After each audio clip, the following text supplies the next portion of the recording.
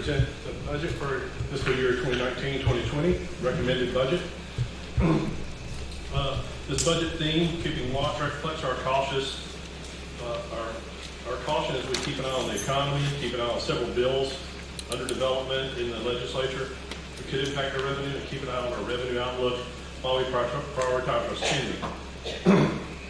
This budget delivers many programs and services that are covered by our natural growth and revenue. However, as we discussed at the retreat, there are a number of large items, including new funded, debt-funded CIP projects and critical school funding that cannot be absorbed and require additional revenue. The budget at a glance on page 1 of your document, right behind the table of contents. At the retreat, we discussed additional expenses that were ahead of us and warned that if revenue does not come in strong, we may need additional revenue.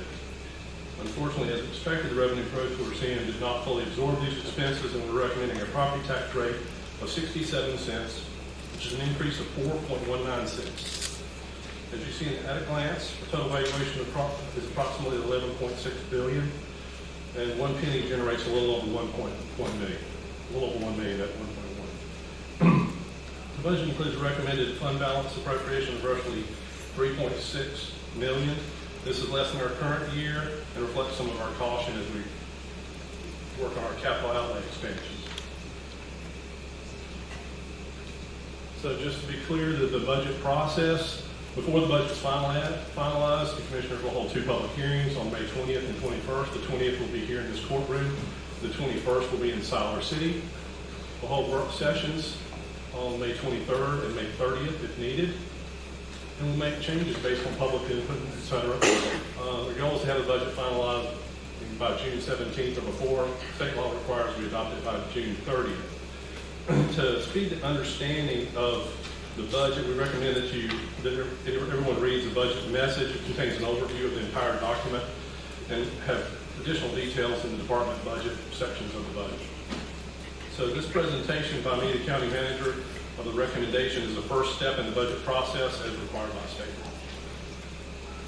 So to review 2019, we have many accomplishments. Some of these are the Chatham County Comprehensive Water and Wastewater Management Plan. This is with the county and our towns in the county to plan for capital needs for water and wastewater as we experience growth in the future. Support the development of affordable housing at the old Henry Siler School, which is a success. A successful Spring Ag Fest that promoted community engagement and increased awareness for agriculture and forestry and natural resources, brought about over 3,000 people to the Ag Center. We had many challenges. We had Hurricane Florence, and then it rained ever since. So revenue highlights. So our tax revenue is strong. DMV collection is up about 8% over last year. Property tax collection is up 5%. You can see these here, but the revenue from development services has been impacted by the weather.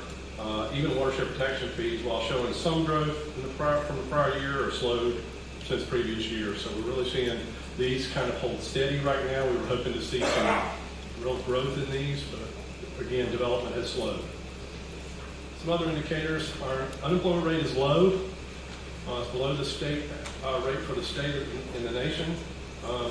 This is a double-edged sword. There's very little unemployment, and it's also very difficult to hire people because there's a shorter supply of employees, and we are competing with our surrounding urban areas in Wake County, Orange County, Durham, the towns and the counties for this limited number of employees who are looking for jobs. This has been the longest period of economic expansion since 1854, and at some point we can assume that there'll be a downturn or correction. Most economists expect us to stay okay for 2020. The Triangle region continues to show strong population growth, and our per capita income in North Carolina in 2017 showed 4% growth over the prior year. So budget highlights: our natural growth and revenue covered many critical needs.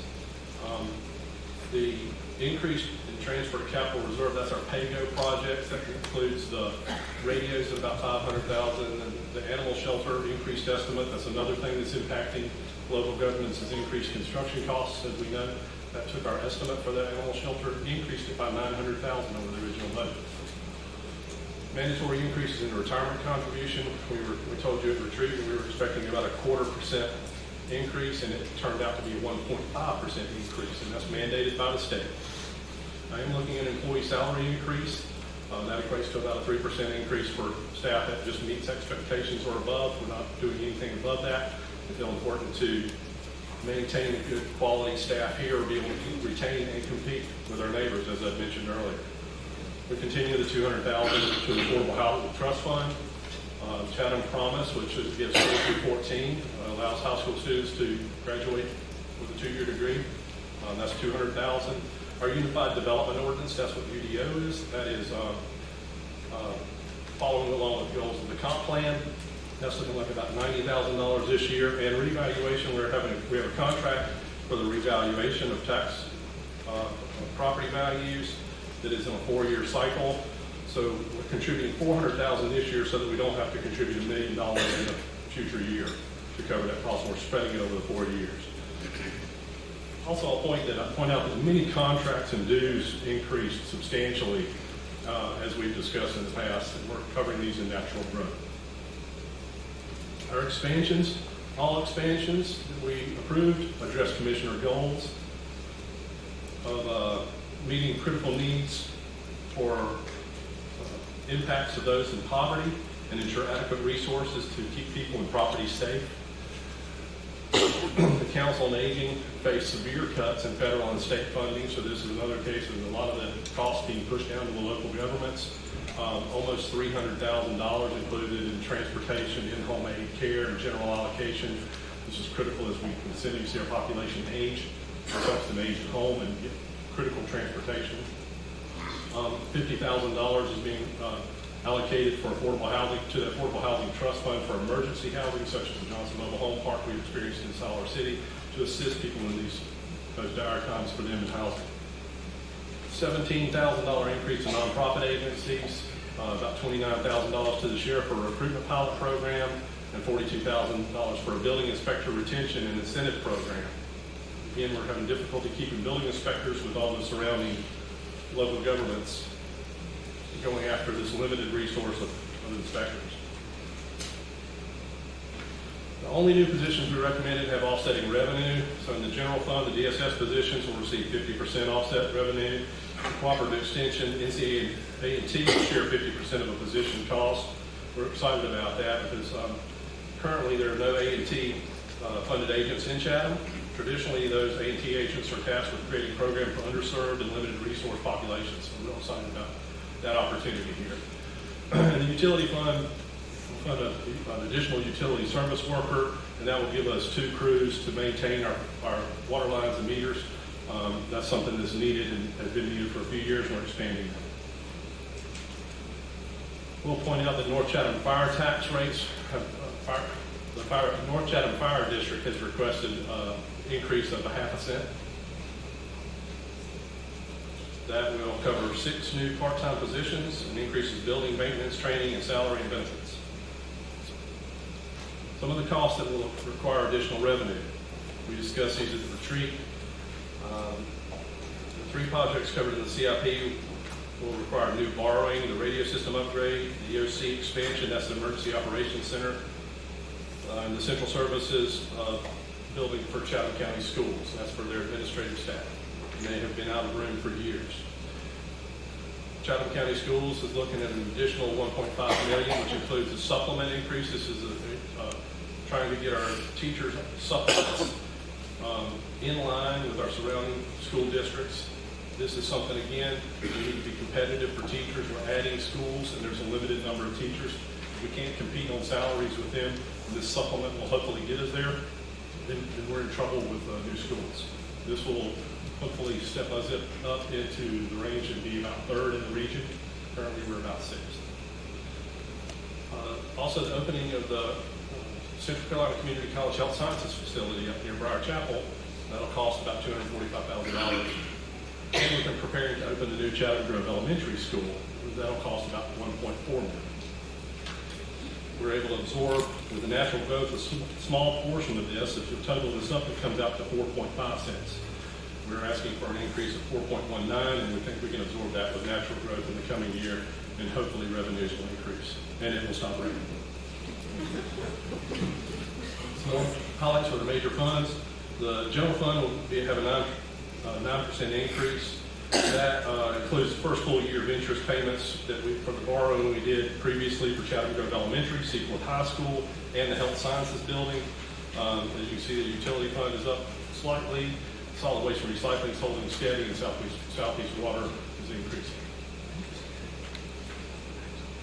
So talking about fees now, the Parks and Recreation is increasing some of their youth program fees. This is just to meet the 50% cost recovery that they do by policy. This does not cover all their costs. And they're increasing some of the facility rentals due to the increasing cost of maintenance, upkeep, and utilities that we're starting to realize. Planning has done a waiver of floodplain determination fees for burials on private property. And Solid Waste is looking to combine the current collection center fee and disposal fee into a single fee that all residents living in unincorporated areas will pay. The rate's equal to the combined cost of those fees. We're just not separating them. It became increasingly difficult dealing with the private sector haulers. We're just not able to get information that we need. Watershed Protection is also doing a waiver for floodplain development fee for burials on private property. And stormwater control measures will be charged an additional fee on top of the plan review fee for stormwater control measures. This will help our staff with monitor these devices on into history. We have to monitor the inspections and maintenance of these in perpetuity. So in summary, we asked our departments to hold their budgets very close to the previous year. They did. Our only expansion positions had offsetting funds that address the commissioner's goals. Those are the only ones that were approved.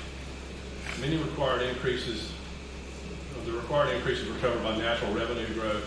Additional revenue is needed to fund the radio system upgrades, the EOC, the Central Services Building, the Chatham County Schools increase in operating costs and teacher supplement, the Health Sciences operating costs, and the operating costs for opening of Chatham Grove Elementary School.